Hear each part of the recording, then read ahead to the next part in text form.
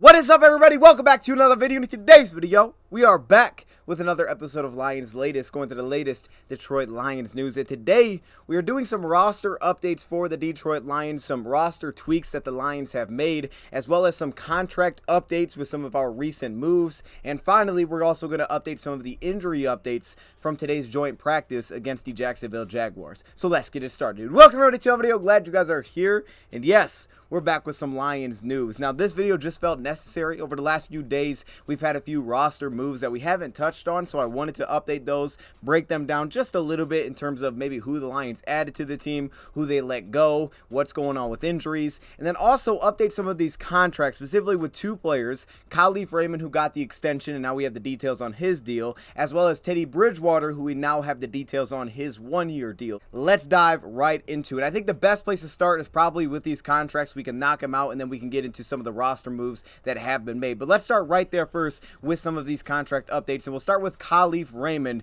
who signed an extension with the Detroit Lions through 2024 and 2025. Now, if you look at his contract, technically 2026 as well, but that's because there's a void year on there, which means that that money is being paid to the player, but he is not here, and it counts against that year on the salary cap book. So he's getting the money, but it just counts into 2026. He just won't be on the roster, unless maybe he is. I don't know. Maybe he gets extended before then, or he's brought back again, and maybe he is on the roster, and that just adds to his salary.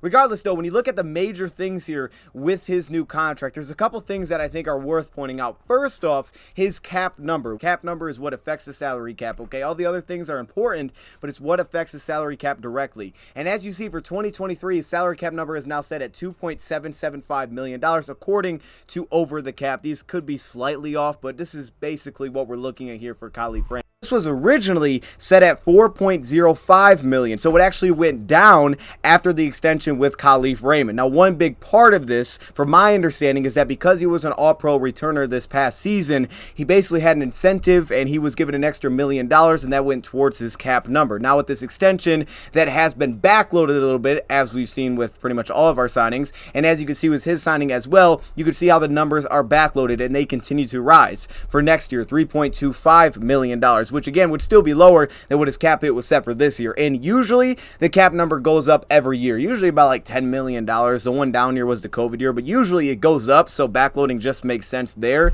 And then also the strategy the Lions have played with that, which is pretty much I think what every team does, there's an easier out the further you get into the deal, meaning that for the first 2 years for Khalif Raymond, there's really no out in his deal. He's pretty much locked in for this year and next year, but that makes sense. Now 2025, you definitely could get out of the deal. You could get out of it sooner, but 2025, you could save $3.35 million by letting him go and have $3.1 million in dead cap, where you see his cap number rise to $6.45 million. So the Lions will have a little bit of flexibility. Still some guaranteed money that they would be losing there if they moved on from him in the final year of his contract outside of the void year, but it is something that there's a little bit of an out there. And I'll show the same thing for Teddy Bridgewater here in a second here, but first thing I wanted to point out is the base salary, $4.35 million in 2025. So there's a few $1 million that could potentially be restructured at that time. The Lions needed to clear some cap space with some of that flexibility.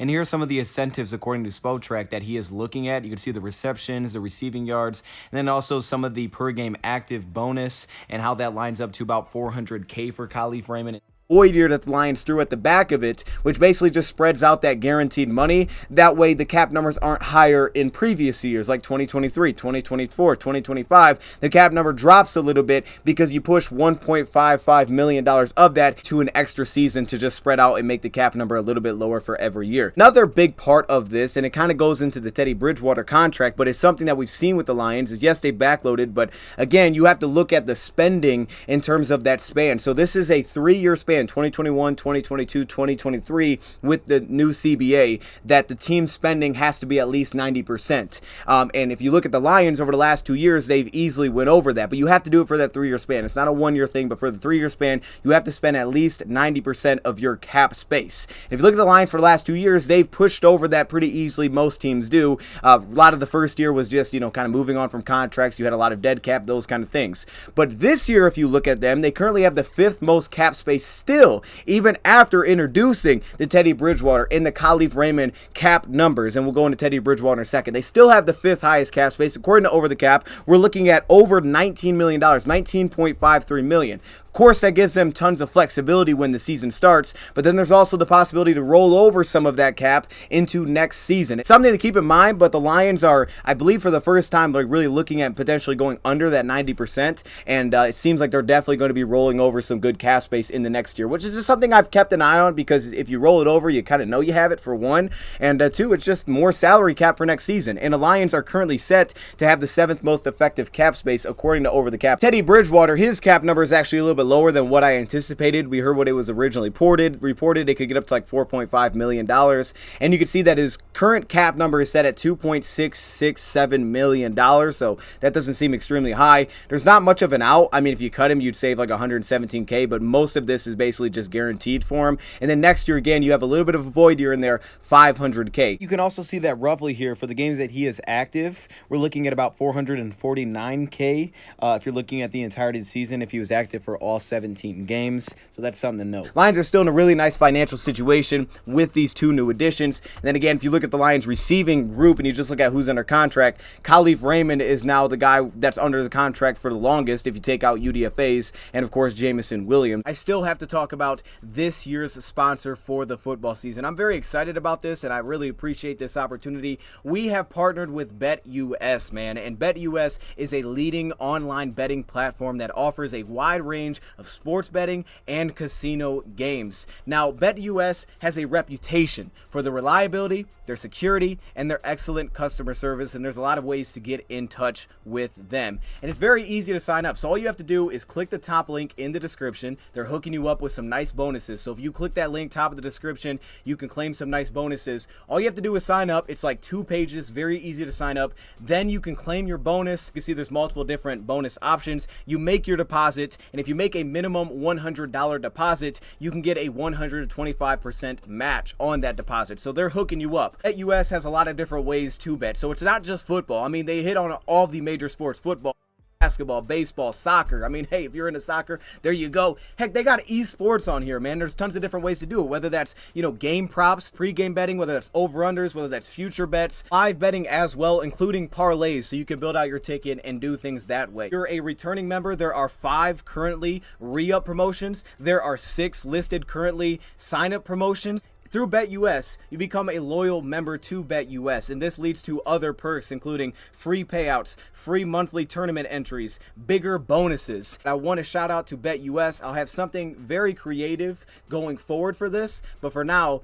shout out to BetUS. Next thing I want to hit on, of course, is talking about some of these new roster moves that the Lions made. The Lions have 2 new additions to their roster over the past few days that they have made, and I want to go through those. Now, we'll touch on the injuries after this, and we'll kind of just fly through those, but let's start there because we have some new players, we have some players that have been let go. So we'll start there with the players that have been let go. As you can see, first off, we have Ross Pierschbaker, the backup center in our first preseason game, who has been released on injury settlement. Think Tom Kennedy, same thing, right? You kind of come with the organization, you decide how much time that he's going to miss due to injury, and then you reach this injury settlement, so the player will get paid for that amount of time that he's expected to miss. Then he'll become a free agent, so he can still play this season potentially. And if you don't do this, no team claims you, you just end up back on IR and you'd be out for the entire season. So this gives him potential to land with someone else, maybe even with us down the road, but he is now a free agent. Ross Pierschbaker is with his injury. Now, in that place, you can see they signed, I think you pronounce his name Alex Mollette. I mean, that's a fire last name, like the food. I don't know if that's how you spell it or not, or maybe it's Mollette. I don't know. Mollette's kind of cool too, but I think it's Mollette. I'm going to go with Mollette because it sounds cool, but we'll come back to him in a second. You can see they also signed Avery Davis, the receiver, who just a few days ago they had let go. Now they have brought back, and you can see a big reason probably for that is Trey Quinn. Trey Quinn, who also has been waived injured. So Trey Quinn, who didn't really play much in that first preseason game, which didn't seem very promising. Avery Davis, who was waived after not being around that that long with the Lions and didn't seem to really pop in training camp, has been brought back seemingly just to kind of replace losing Trey Quinn. He reportedly was getting some reps with Teddy Bridgewater after practice, so maybe that's what he needs, just time to start to flash in team drills a little bit, and potentially maybe even one-on-one drills, which did not look great when I was there in my practice against the Giants. And then finally, you could see another move here at cornerback. The Lions signing cornerback rookie Colby Richardson from LSU. He started at McNeese State, and in turn they had waived cornerback Tay Hayes. So again, you're kind of replacing players here, not really opening up spots, but replacing players, getting different names in the building. A lot of it has come back seemingly to injury, but in that case with Tay Hayes, it doesn't seem to be that way. He played kind of at the end of the depth chart, as we saw in this past game. Guys like Khalil Dorsey, I thought, played really well, and now they go out and they go sign a different cornerback to get a look at, who was an undrafted free agent this season out of LSU. He did not start in every game, but he started at the beginning of the season. With that, let's take a little look at these two new additions for the Lions, talk about these guys a little bit, not a full breakdown, but just get some idea or background on who these two guys are. And we'll start at the center position with the guy with a cool name, Alex Mollette. Again, I'm going to ride with that. He's 25 years old, and again, with releasing Ross Pierschbacher, this feels like that they're trying to potentially just get another guy for depth there as maybe their third center. I did like what Brad Cecil did last week, so he may kick into that second team center role. Of course, you have Graham Glasgow, and if Big V starts, he's kind of the backup center, but just in the training camp sense, now that Frank Ragnow is back, the Lions kind of have more depth because one of those guys will be a backup. So, like last week, without having Frank Ragnow, essentially your backup was Ross Pierschbacher. Now it feels a little bit deeper because Frank Ragnow is back. It could definitely have a vision that Alex is actually going to compete at a right guard position. Why? Well, one, back in college, he played left guard, right guard, and center back at Marshall. So he played all different interior offensive lineman positions. And even if you go back and look at his preseason with the Indianapolis Colts, one game he played us, you look at it, he played at right guard and center. He would start at right guard, not start the game, but he first got on the field at right guard, and then he would transition to center a little bit later in the game. So he still got reps at both sides. And the main reason I say this is because it was also reported that on Monday, Colby Sorstel was getting some reps at left guard with the competition between Big V, Graham Glasgow at right guard happening, and Frank Ragnow returning. Now, I think probably a big part of that is in preseason, I thought the left guard position really had some struggles, whether that be Darren Paulo or KO'd. I thought the Lions really had some struggles there at the left guard position, and Colby Sorstel wasn't perfect, but there was some things there that you liked, and of course, he's a rookie this year, so it may be good for Colby Sorstel if he could potentially, battle out for a spot there, prove that he can play some left guard. You remember back in college, he played right tackle, so right side just makes sense to keep him over there, but if he can play well over here, definitely could help his roster chances. Speaking of that, another little note that I read is that Germain Ifedi was actually getting snaps, at least on Monday, at left tackle. Matt Nelson was getting them at right tackle, and up to that point, we had only seen Germain Ifedi taking snaps at right tackle. We saw it in the first preseason game. He was at right tackle, Matt Nelson was at left tackle. Well, now seemingly they are switching and getting reps at opposite positions. However, Matt Nelson kind of still the sixth offensive lineman. See a world in which both of these guys made the team, but I think that's huge for Germain Ifedi, who I thought showed a lot of good in that game. But I think it's also big because we saw different ways that they play the game. We know Matt Nelson can really run block. Meanwhile, Germain Ifedi, who looked pretty nice in pass protection, we saw a couple losses there from Matt Nelson in pass protection. This is a really intriguing flip, and I'd be very curious to see if this game, if Germain Ifedi played left tackle, how he handles that. Because if he handles that well, that means he's legitimately a swing tackle for you, and I think that's what the Lions are looking for. But they still like Matt Nelson for that sixth offensive line usage. He's a very nice run blocker. Not to say it's perfect, but he's a nice run blocker. So it's something to keep an eye on there. But for a very athletic Germain Ifedi, I'm very excited about that potential. So let's talk about Alex, though, a little bit here. PFF loved him. Third highest pass blocking grade when he came out. 492 pass protection snaps, 0 sacks allowed. Now, the games that I looked at were a few of his preseason games with the Colts, and just some of the early notes that I got on him. First off, you look at some of the athleticism and just the way that he tested out really well. And again, this has been a theme with a lot of players that the Lions have brought in interior lineman positions, specifically centers that play guard. The Lions have brought in a lot of guys that are very athletic at that position. Definitely he's on the lighter side, 6'2". He was listed at 300 pounds, a little bit on the lighter side, but it kind of makes sense for center. And even if you look at some of the guards that we have some lighter guys. I mean, also keep in mind, Bobby Hart played a little bit at right guard in this last preseason to the point that I just made, and it was small sample size, but there was some good. Some of the movement looked good with him. Some of the control looked pretty good with Bobby Hart, so that could be another reason that Soares still kicks over to left guard, competes a little bit over there, because that spot definitely feels like there's some open competition, and we know in the past Jonah Jackson was missing some time, so it feels like there's real opportunity at that left guard position.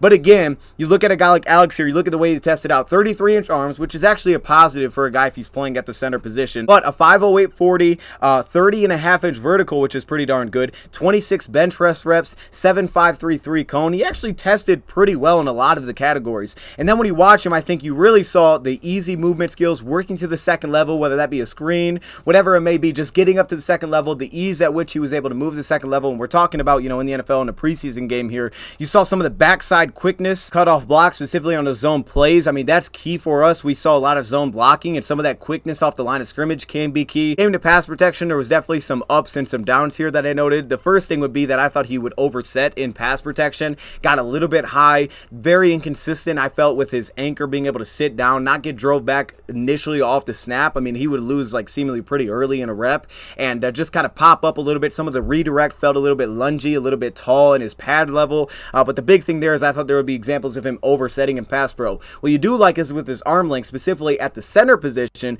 you did like that he was able to recover, get his hands on you, and he had a lot of flexibility seemingly in the very lower body, ankle flexion to really recover, stick with blocks, not be on the ground too often. So you like some of that natural athleticism, I thought, when you watched him. I didn't love is I thought his speed off the snap getting into a pass set was a little bit below average, which is not great for a center position. The big thing there for me was just consistently getting his hands ready. When his hands were ready, when he got into your chest, he had a lot of success. You saw it as a run blocker, some of the drive blocks that he had, and then other times guys would get in his chest quick, specifically against the Lions, who were just getting upfield, some of those quick defensive linemen like the Demetrius Taylors that he would see, and you'd see him blown back immediately off the line of scrimmage. So there was some hit and miss there, but I thought there was real strength to his game. Not to say that he was overpowering, but you saw some people movement ability, and then other times you just didn't see a lot of force into contact. The big thing for me, you know, just kind of staying within himself. I think he's a guy that seemingly was much better in kind of short areas, so that obviously could help him at the center position. But if the Lions want to put him at guard and potentially let him compete at right guard,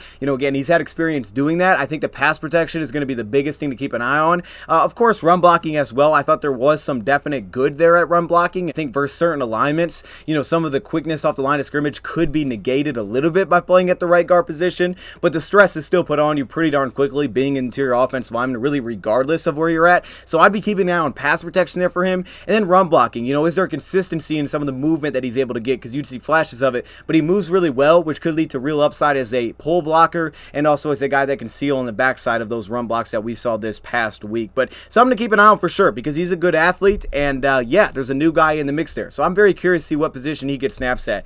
Now, you continue on, we also added a cornerback, and this one is a rookie. We don't see this a ton, but this is a rookie, Colby Richardson out of LSU, and again, we waived Tay Hayes, so this is a new addition to that group. Not a huge corner, but a guy with good size, basically 6 foot, 186. Now, you look at his testing scores, those things maybe aren't ideal. Specifically, the 6 bench press reps probably aren't something that's going to stand out there. 34-inch vertical, not outstanding there in terms of explosiveness. The 4.5240, 7.063 cone drill. I wouldn't say the testing there was great for him necessarily, but he did transfer out and he played at a big school, and he did play specifically early. And in the little bit that I watched, there were some things that stood out that I really liked, and there were some other things that I maybe didn't love. I got kind of vibes here of Jerry Jacobs, not necessarily in, you know, maybe in terms of strength or physicality. I didn't think he shed blocks as well. I thought he was a pretty good wrap-up tackler, squaring up into tackles, but the big thing here was just kind of the way that he played, the style that he played, specifically as a press cornerback. I got some, you know, vibes of just watching a guy like Jerry Jacobs, not an outstanding athlete, but kind of the vibes, the physicality at the catch point, the way that he would squeeze, you know, routes at the top of the route, out of bounds, those kind of things. I just got some vibes there. The flexibility in his lower body to recover, the control that he had. I loved it in trail coverage, the way that he got kind of stick and mirror match routes from trail, staying really well balanced, staying really well under control. Like, that's a tough thing to do. A lot of times you get in trail and you're getting shook all over the place. And for him, he doesn't have great long speed, and you could see that. Like, there were guys that could definitely get on top of him. Specifically, the first game I watched was Tennessee. A lot of times guys were getting on top of him, and that's such a spread out offense that can be difficult. The long speed wasn't great, but in terms of just some of the control from a trail spot, I did like that. Like in press coverage, kind of the transition, there seemingly was like a little bit of a hitch in it. It was kind of a little bit delayed, and again, you'd find him, you know, kind of chasing too often. I thought he was a little bit less proactive and more kind of reactive to what he was seeing. You saw that with some of the, I thought, lack of foot quickness maybe at a press alignment as well. I didn't think you saw a ton of quickness there in his feet, so you kind of get him just reacting to things. I didn't think he was great at reading route body language, but you did see when he would put his eyes on the quarterback, there's a lot of patience as he tries to match his stance. Like his balance in coverage, you loved it as a tackler as well. I also thought he had sufficient zone awareness in terms of like, okay, when do I have to pass this off? When do I need to drop into zone coverage? Maybe not perfect in terms of jumping routes. Again, I didn't watch a ton, but from the games that I did see, seems sufficient in terms of his awareness, understanding what's going on. High pointing at the catch point was something I definitely liked here. Some of the aggressiveness at the catch point. Also a lot of patience in his game, specifically in the stem of a route. So those kind of things, just staying under control, that kind of thing. Now, I definitely thought could get a little bit overly patient. Here you see that from off coverage. And, when he gets his eyes on the quarterback, you will see some jumps that way. But some of the lack of, I thought, route awareness of when the ball was potentially coming, plays like this. And then some of the foot quickness, maybe off the line of scrimmage, would get him into some of those positions where he was kind of pressing a little bit more than you would like him to. But you did see real ability to accelerate right out of transitions, which I think is nice. To a point there, I was just like, man, could he get some slot work? And then even some of the screen awareness, jumping some screens when he kind of got the same look over and over. I thought you started to see that a little bit against Ole Miss. The way he's built, I like the balance. I didn't love the long speed, but we've seen, again, a lot of guys here in this game have success without having the best long speed. You have to be able to play in a multitude of different coverage looks, meaning press coverage, off coverage. They play a half turn. They give you a lot of different looks, and he with LSU was playing in a lot of different looks. I thought half turn looked pretty good. Now, he'd get a little bit eager to take off over top, but again, some of the body control there looked pretty good. You would see some route breaks there. You see the off coverage looks, and then again, like I said, there was a lot of press work as well. So he got a really nice mixture of different looks defensively. He's someone to keep an eye on for sure. I'm very curious to see what he looks like. Is this a guy that's consistently getting ran by, or is he someone that looks a lot faster than maybe what you see? And I think with the Lions, can they really kind of lean into what he does well, and can he have some success off the line of scrimmage, pressing guys, and kind of playing a little bit into that Jerry Jacobs style a little bit? Like, that's what I'm curious to see what it's going to look like here. But again, you look at some of the knocks, at least that I had early, I think this is probably a really good spot for him to land. So those are the two new additions to this Lions roster, and I want to finish this off by some of the injury updates that we have been given. And we'll start there with Amon-Ra St. Brown, who reportedly today had a lower right leg injury, did not leave, which is good, off to the sideline, got his ankle taped up. So that's the good news. Now, I think at training camp, we've seen at times where it's like looked a little bit like, oh man, I hope he's good there. We know he had the ankle injury we saw last season, so it was like, oh, I hope he's good there. I haven't really seen anything necessarily bad, but we've seen some like, okay, maybe he's getting up a little bit slow there. It's something to keep an eye on for sure. So it's great that maybe this isn't super serious. Lions, I'm considering just like, hey man, just give him time off. Like, he's playing great. I'm sure he wants to be out there, so maybe it's just one of those things where it's like, man, he's just, you don't want to sit him because he just wants to be out there, compete, battle. I get that, but it might be something I consider to be like, man, let's just sit this dude down. He looks great from everything I've seen. I don't know what he looked like at today's joint practice, but from everything I've seen, he looks great. So I would just be like, man, he's not playing in the preseason anyway. I mean, unless they have visions of that, and I wouldn't think he would this weekend, especially if he's dealing with anything. So I might just consider like, all right, let's just sit this guy down. But I don't know. Maybe, I mean, we'll see what they decide to do there. The more concerning one probably is Jameson Williams, who reportedly left practice with a hamstring injury on his own power, which is good, but went to the locker room, did not return. That would be a big issue for him in the sense of, one, we want to see him more in the preseason, and number two, the biggest thing probably on top of that is just, again, losing out on time, because once regular season starts, he's not with us. So losing out on really valuable time before a stretch where he's not here, because then he's going to have to kind of get going again. So hopefully this isn't too serious. Maybe next week we can get him back. I don't know. I don't want to project where it's at or anything like that. I'm just hoping it's not too serious where he's missing a ton of time here, and maybe we can get some more looks at him before this preseason ends. But clearly this is not ideal. He was another guy that was reportedly working with Teddy Bridgewater after practice. Bridgewater spoke highly of him, that he was going to challenge him and those kind of things. So, I think that's great for him. And the very first pass in team drills was to Jameson Williams for a big chunk play. So something to keep an eye on there. Hopefully it's not too serious. Now, the good news is returning to practice was listed as Craig Reynolds, which for a while there I was like, I don't know what the heck's going on here. But that feels amazing, because I think Craig will end up as a number 3 back, and he seemingly was that role until we just kind of stopped seeing him at practice. Aiden Hutchinson, who wasn't there on Monday, and then Cam Sutton, who also wasn't there participating on Monday due to illness. Still out was listed as Denzel Mims, the receiver receiver. That's now 2 weeks. That's not great for this receiver competition. I don't know if last week anybody kind of locked into a role. I think Chase Cota helped himself. I think there's still opportunity there, but the more time he misses, man, I mean, again, I don't see this as someone that if he doesn't play again in the preseason, that the Lions will be like, yeah, keep him on the team. I just don't know that that happens. I mean, I could understand it, but I don't know that that happens. Again, you look at the trade deal. If he doesn't make the 53-man roster, Lions don't lose anything in the trade. So it feels like he's going to have to get out there and do something. And then also Mohamed Ibrahim, who was seemingly injured in our last preseason game. And that's kind of the injury updates that I was able to come across. I'll give you guys more when I see it again.